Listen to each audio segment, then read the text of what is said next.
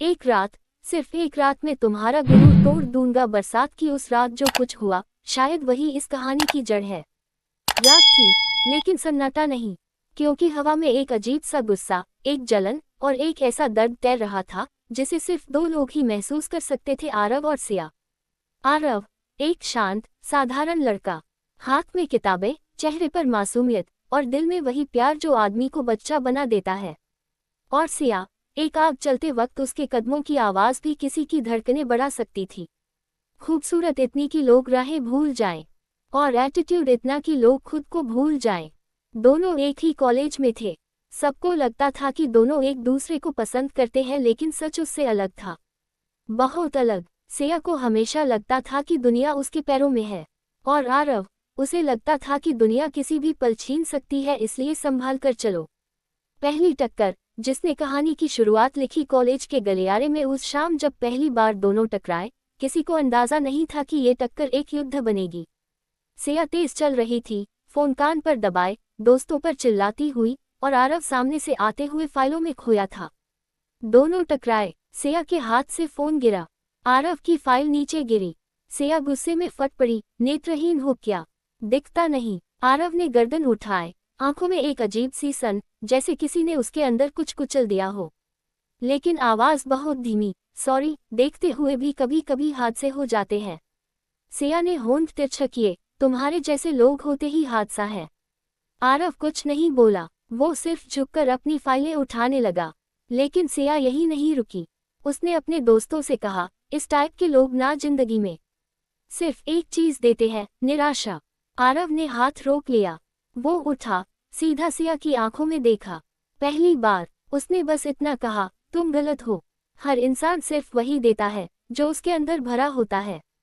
ये लाइन सीधे सिया के दिल पर लगी, लेकिन उसने दिखाया नहीं। वो हम, अच्छा, तो तुम्हारे अंदर क्या भरा है?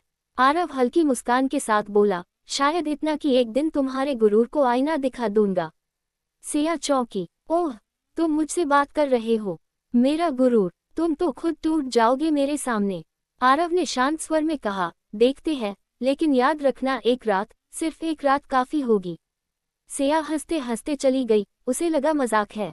लेकिन वो नहीं जानती थी उस शाम उसने एक ऐसे लड़के को छेड़ दिया था जिसका दिल बहुत जिंदा था और दर्द सहने की हिम्मत उससे भी ज्यादा। टकराव शुरू, मगर कहानी अभी लंबी थी। दोनों की जंग कॉलेज की लाइब्रेरी से लेकर कैंटीन तक फैल गई। सिया हमेशा ताने मारती, लो आ गए फिलोसोफर बाबू, या भाई तुमसे तो मेरा कुत्ता भी तेजी से चलता है। और आरव बस सुनता, मुस्कुराता, कभी कभी एक लाइन छोड़ देता जो सिया को अंदर तक चुभ जाती थी। जैसे एक दिन सिया ने कहा, तुम्हें लगता क्या है तुम मुझे लाइफ में फेस कर पाओगे? आरव ने कहा, तुम खुद को पहाड़ समझती हो, मगर असल में हो सिर्फ एक पहेली जो गलत इंसानों के साथ रहकर खुद को खो रही है। सिया का चेहरा जम गया। पहली बार किसी ने उसे ऐसे देखा था। एक रात, जिसने सब पलट दिया। कॉलेज का वार्षिक कार्यक्रम था। सब तैयारी में लगे थे। रात के 11 बजे तक कैंपस में भीड़ थी। सिया अपने दोस्तों के साथ थी, आरव अकेला लाइटिंग ठीक कर रहा था। उसी समय बारिश शुरू हुई, धीमी मगर दिल को चीरने वाली। बहुत कम लोग बचे थे, ज्यादातर चले गए। सिया भी जाने लगी, लेकिन उसका स्कूटर खराब हो गया। फोन की बैटरी खत्म, दोस्त जा चुके थे। बारिश तेज होने लगी। वो भागकर शेड के नीचे आई और वहीं उसे आरव दिखाई दिया, गीला, शांत, लाइट की तार ठीक करने की कोशिश करता हुआ। सिया बोली, अरे तुम अभी तक मरोगे क्या बिजली से? आरव ने बिना देखे कहा, मरना इतना आसान नहीं होता, और कुछ लोग तो हमें जीने नहीं देते। सिया को उसकी आवाज अजीब लगी, गहरा, भारी, जैसे कोई झील हो जिसमें तूफान छिपा हो। उसी वक्त रोशनी गई, पूरा कैंपस अंधेरे में डूब गया। सिया घबरा गई, ओए आरव, ये क्या हुआ? आरव ने कहा, चिंता मत करो, मेरे पास टॉर्च है। उसने टॉर्च जलाई। हल्की सी रोशनी में सिया का चेहरा चमका, और उसे पहली बार लगा, आरव की आंखें अलग हैं, बहुत गहरी, बहुत शांत, जैसे वो उसे पढ़ रही हो। सिया कुछ बोलती उससे पहले आरव ने कहा, तुम्हें डर लग रहा है न? नहीं, मैं क्यों डरूंगी? सिया ने एटीट्यूड में कहा, लेकिन उसकी आवाज कांपी। आरव ने टॉर्च नीचे रखी, फिर धीरे से कहा, तुम्हारे अंदर बहुत गुरूर है सिया, लेकिन आज इस एक रात में, सिर्फ एक रात में मैं तुम्हारा पूरा गुरूर तोड़ दूंगा। सिया चौंक गई, उसका दिल धड़क उठा। वो पास आई, क्या मतलब? आरव ने कदम बढ़ाए, इतने पास कि सिया को उसकी सांसें महसूस होने लगी। उसके दिल की धड़कन तेज हो गई।